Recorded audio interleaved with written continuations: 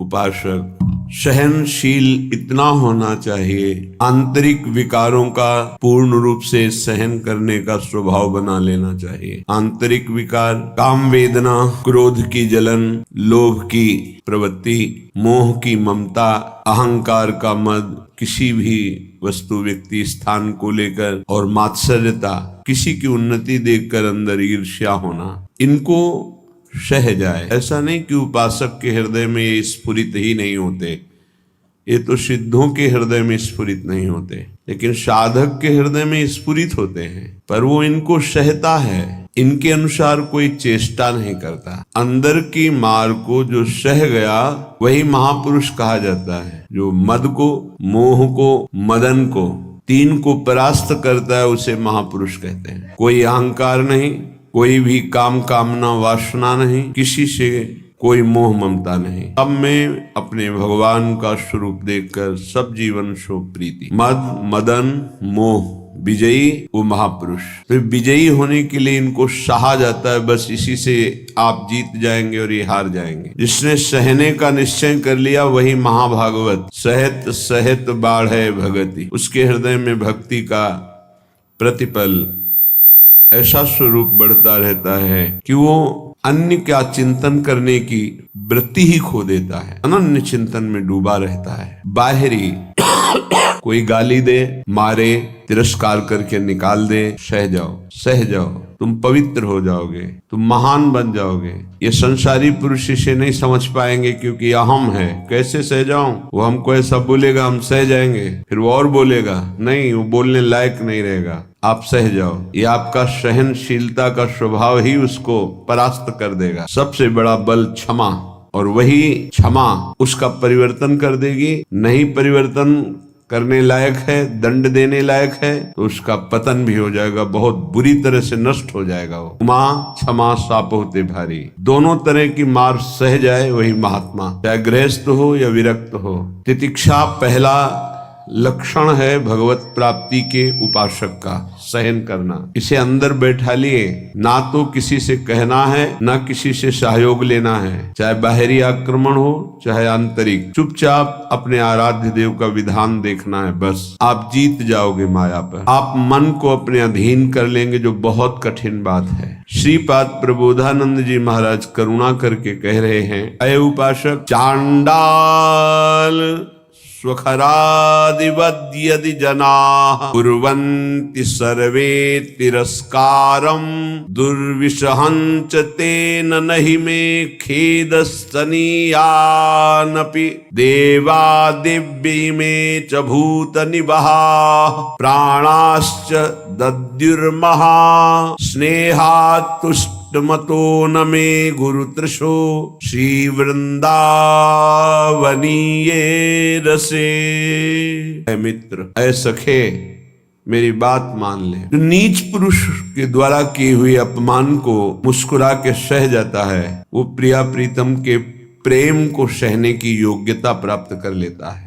ये शर्त है। नीच पुरुष, आप शरीर से उसे दंड देने में सबल हैं, आप तप के द्वारा उसको नष्ट कर सकते हैं, हर तरह से आप उस पर शासन कर सकते हैं। ऐसे होते हुए भी आप किसी भी तरह का उसके लिए कोई दंड विधान नहीं करते, और वो आपको गाली दे रहा है।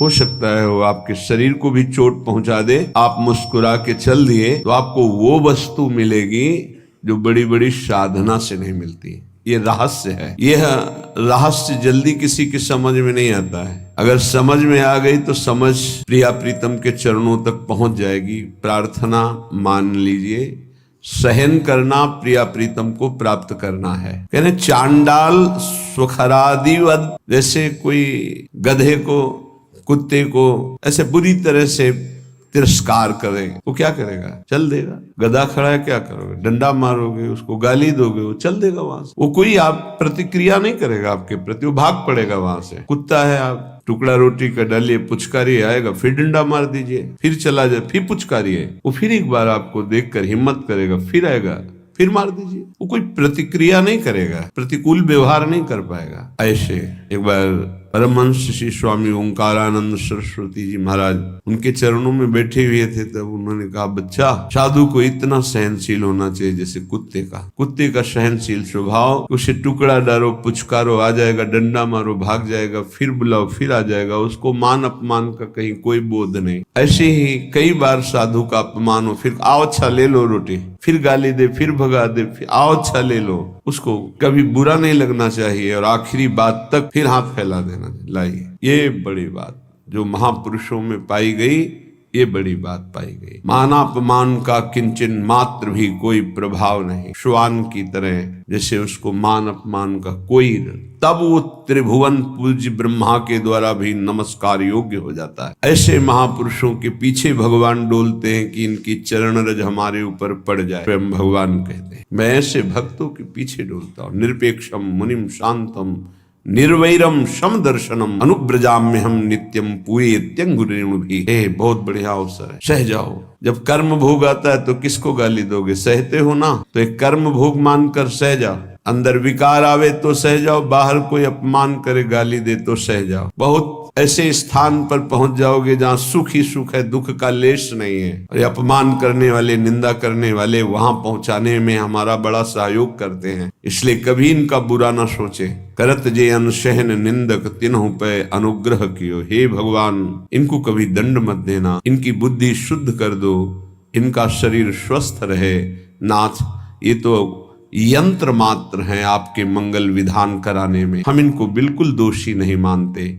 ऐसा स्वभाव भक्तों का होता है। कह रहे हैं कि नीच पुरुषों द्वारा, जैसे चांडाल आदि हैं, चांडाल कहते हैं जो चतुर्वर्ण से रहित, जो मांस, मदिरा, व्यभिचार, हिंसा, इस तरह के आचरण करता है, उसे चांडाल कहते हैं। कुछ भी खा सकता है। शास्त्रों में कुत्ते का मांस खाने वाला, ऐसे नाना प्रकार के कुमार्गगामी प्रवृत्तियों में जो हर्ष पूर्वक चलता है उसे चांडाल कहते हैं। ऐसों के द्वारा भी यदि इस तरह से अपमान किया जाए, जैसे कुत्ते और गधे का, स्वखरादिवद यदि जना कुर्वन्ति सर्वे तिरस्कारम, यद्यपि दुर्विशहंच, सहन करना ये साधारण पुरुषों की हिम्मत नहीं है, ये केवल महात्मा की हिम्मत है, दूसरे की ताकत नहीं। महात्मा किसी वेश का यहाँ संबोधन नहीं है, यहाँ गुणों का संबोधन है। वो गृहस्थ भी हो सकता है, वो स्त्री भी हो सकता है, वो पुरुष भी हो सकता है, बालक भी हो सकता है, जवान भी हो सकता है। ये बात धैर्य पूर्वक समझनी है। भगवान कृपा करते हैं, ऐसा अवसर देते हैं कि हमारा अपमान होता है। उस समय अपनी स्थिति को नापिए कि आप क्या है। यदि उस समय भगवान का मंगल विधान मान करके